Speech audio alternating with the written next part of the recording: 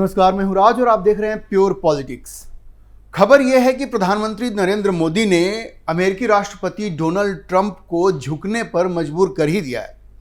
Donald Trump को ऐसा लग रहा था कि भारत के ऊपर जिस तरह से 50% टैरिफ लगाने की उन्होंने धमकी दी है, उससे डरकर मोदी झुक जाएंगे और उन्हें फोन करेंगे और उनसे मिन्नतें करेंगे कि आप इस टैरिफ को वापस ले लें। लेकिन मोदी ने ऐसा कुछ नहीं किया। एक तरह से कहें तो ट्रंप की अनर्गल बयानबाजी को मोदी ने बिल्कुल इग्नोर किया।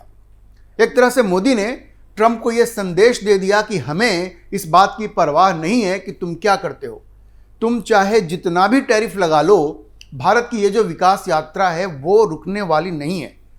भारत अमेरिका के दम पर नहीं है, मोदी ने बिल्कुल साफ कर दिया। और भारत की किस्मत का फैसला व्हाइट हाउस में बैठे लोग नहीं करेंगे, यह भी बड़ा स्पष्ट कर दिया।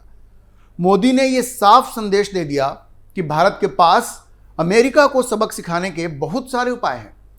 और जैसे ही भारत ने रूस और चीन के साथ अपनी घनिष्ठता बढ़ानी शुरू कर दी, रूस के साथ तो पहले से अच्छे संबंध हैं, लेकिन चीन के साथ भी संबंधों को जिस तरह से प्रगाढ़ करने की कोशिश शुरू की, तो ट्रंप के होश उड़ गए, ट्रंप के तेवर नर्म पड़ गए।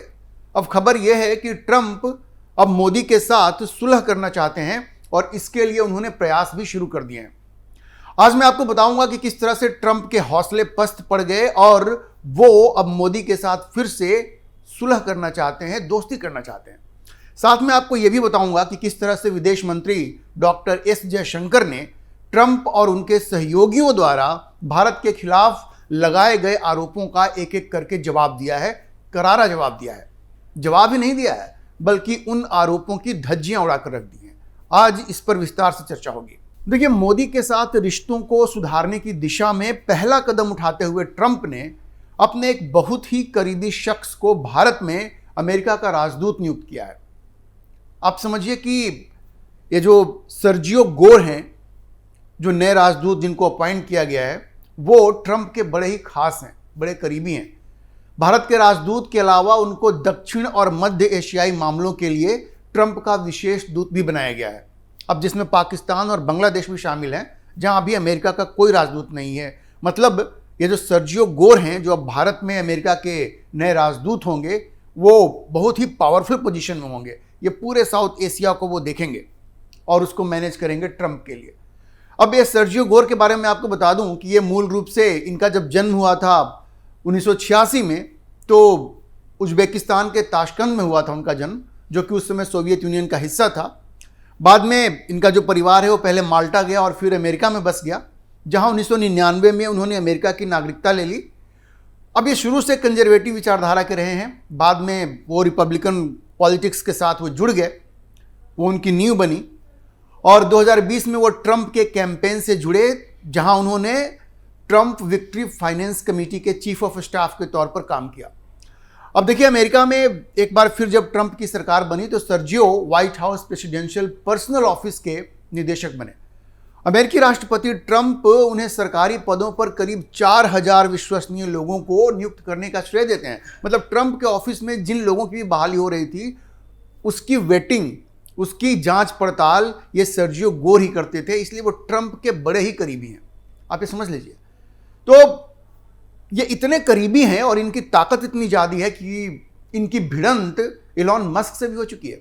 अब ध्यान रखिए कि इलॉन मस्क नासा के प्रमुख के रूप में जब जेरेड इसाकमैन, जो उनके करीबी थे, उनका नाम जब उन्होंने दिया था, तो उसको रोकने में इस सर्जियो गोर की बड़ी भूमिका थी। और इसके लिए उन्होंने ये बताया कि भाई ये जो इसाकमैन हैं वो तो डेमोक्रेट्स को फंड कर रहे थे, तो ये कह के उनकी जो अपॉइंटमेंट थी वो रोक दी गई। इलॉन मस्क इसी बात से बड़े नाराज हो गए और एक बार ट्विटर पे उन्होंने सर्जियो गोर को सांप भी कह दिया था, स्नेक कह दिया था कि ही इज द स्नेक। तो आप समझिए कितने ताकतवर हैं ये सर्जियो गोर और ट्रंप से उनके रिश्ते कितने करीबी हैं। अब देखिए, दरअसल ट्रंप ने भारत के खिलाफ जिस तरह के मनमाने फैसले लिए हैं, 50% टैरिफ लगा दिया, रूसी तेल के आयात को मुद्दा बनाकर, उससे अमेरिका में उनकी काफ़ी आलोचना हुई। ये जॉन एल्टन, जो उनके फॉर्मर एनएसए थे, वहाँ से लेकर जॉन केरी, जो फॉर्मर सेक्रेटरी ऑफ स्टेट रहे हैं, और डेमोक्रेटिक पार्टी के बड़े बड़े नेताओं ने भी ट्रंप से पूछा कि भाई ये तेल को तुम मुद्दा बना रहे हो, लेकिन सबसे ज़्यादा आयात तो चीन कर ही रहा है, सबसे ज़्यादा तो चीन खरीद रहा है, तो चीन पे तुमने कोई टैरिफ क्यों नहीं लगाया उस स्केल पर, और भारत पर ही सिर्फ टैरिफ क्यों लगा रहे हो, भारत को ही क्यों टारगेट कर रहे हो। ट्रंप की इस बात के लिए भी आलोचना होने लगी कि उनकी गलत नीतियों की वजह से भारत धीरे धीरे चीन के करीब जा रहा है, जो अमेरिका का सबसे बड़ा कॉम्पिटिटर है। मैं आपको बता दूं कि प्रधानमंत्री मोदी अभी जाने वाले हैं, चीन दौरे पे भी जा रहे हैं, एससीओ की मीटिंग में जाएंगे जहां उनकी मुलाकात पुतिन से होगी, और ये आरआईसी का जो ब्लॉक है वो फिर से एक बार जिंदा हो रहा है।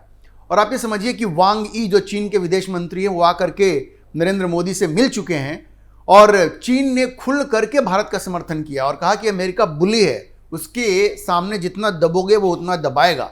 मतलब ये जो भारत और चीन की जो करीबी है वो धीरे धीरे बढ़ती जा रही है, और रूस तो हमेशा से चाहता ही था।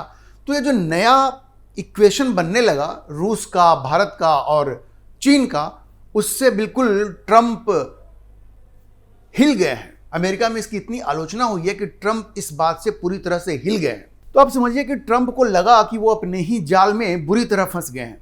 उन्हें लगा कि रिश्तों को अब सामान्य करना बहुत जरूरी है, क्योंकि अमेरिका में उनकी आलोचना होने लगी कि भाई ये पिछले 25 साल में जिस तरह से ये कोशिश रही सारे राष्ट्रपतियों की कि भारत को अपने खेमे में लाया जाए, और तुम्हारी एक गलती की वजह से ये भारत जो है फिर से चीन के पास जा रहा है, और ये तो बड़ा खतरनाक हो जाएगा अगर भारत, चीन और रूस एक साथ आ गए तो, जैसे कि अभी दिख रहा है संभावना।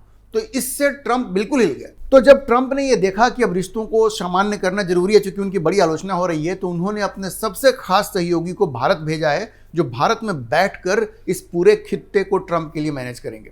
और ट्रंप को उम्मीद है, अब देखिए एक संवादहीनता तो है ही, मोदी से उनकी बातचीत होने रही है, तो ट्रंप को यह उम्मीद है कि उनका ये जो खास मित्र है वो मोदी की नाराजगी दूर कर सकेगा, और मोदी को इस बात के लिए मना सकेगा कि भाई उनकी इज्जत रख लें ट्रंप साहब की, और वो रियायतें वो दे दें जो ट्रंप चाहते हैं।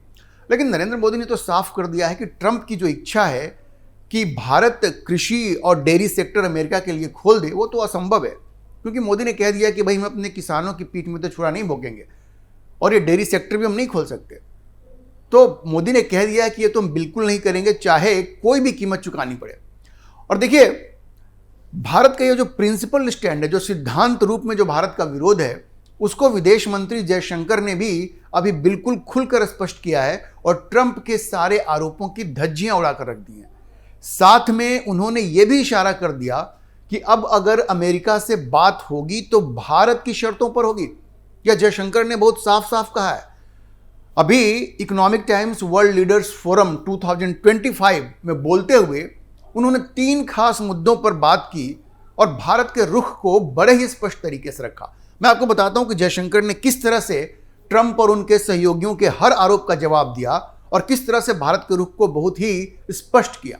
अब जो सबसे पहला मुद्दा जिसकी चर्चा जयशंकर ने की, वो थी रूसी तेल के आयात का मुद्दा। अब उन्होंने कहा कि ट्रंप ने भारत के ऊपर ये पेनाल्टी तो लगा दी है, लेकिन फैक्ट ये है कि इस पे कभी भी भारत से उन्होंने बात ही नहीं की।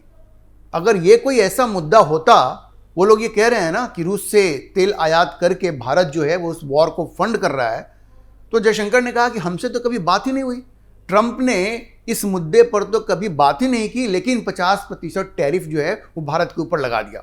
जयशंकर ने यह भी कहा कि आरोप जो भारत पे लग रहा है कि हम तेल खरीद रहे हैं रूस से, लेकिन सबसे ज़्यादा तो चीन खरीद रहा है, और यूरोपियन यूनियन है वो तो सबसे ज़्यादा एनर्जी वो इंपोर्ट कर रहा है। तो ये जो आर्गुमेंट है कि भारत रूस की मदद कर रहा है यूक्रेन वॉर को फंड करने में, तो ये आरोप तो चीन पे पहले लगना चाहिए, यूरोपियन यूनियन पे लगना चाहिए, लेकिन अमेरिका ने ऐसा तो कुछ किया नहीं। तो अमेरिका के इस आरोप में कोई दम ही नहीं है, यह जयशंकर ने बड़े स्पष्ट रूप से कहा। अच्छा, उन्होंने ये भी कहा कि भारत रूस से तेल आयात कर रहा है, वो इससे पहले जो बाइडेन सरकार थी उसको पूरी तरह से मालूम था।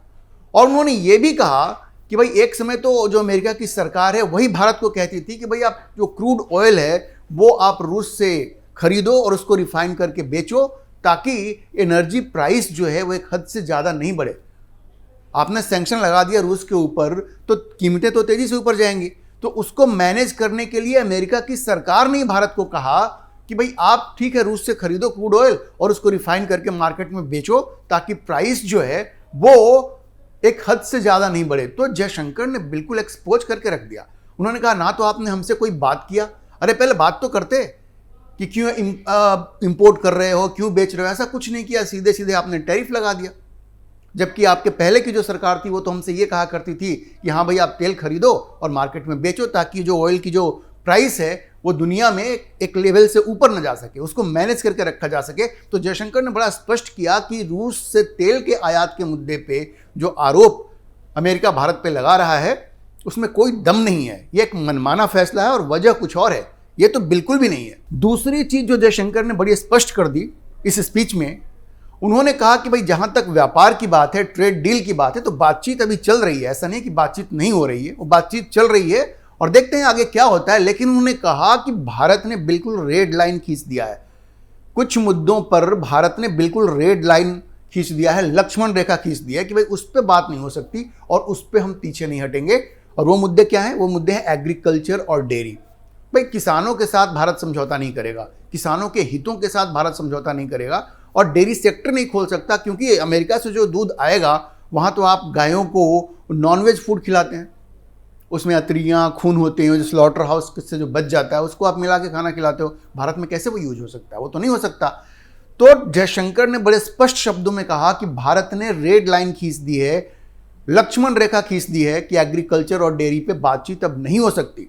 तो ये समझ लेना पड़ेगा ट्रंप साहब को, अगर वो रिश्ते सुधारने भी चाहते हैं, कि अब ये जो बातचीत होगी वो भारत की शर्तों पे होगी, भारत की शर्तों पे होगी, ये उनको समझना पड़ेगा। क्योंकि जयशंकर का इशारा तो इन बातों से बहुत स्पष्ट है कि भारत पीछे नहीं हटेगा इन मुद्दों पे।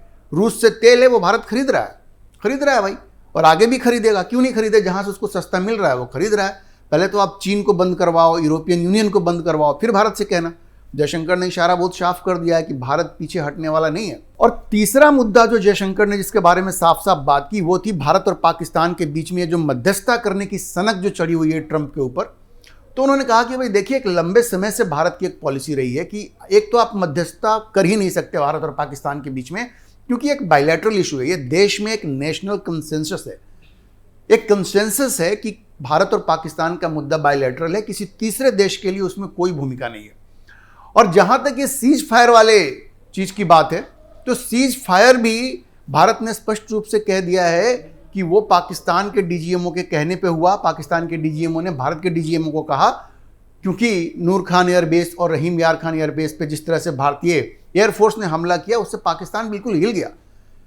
तो ये तो बिल्कुल कोई इसकी वजह ही नहीं है कि भारत ये माने कि सीज फायर अमेरिका ने करवाया है।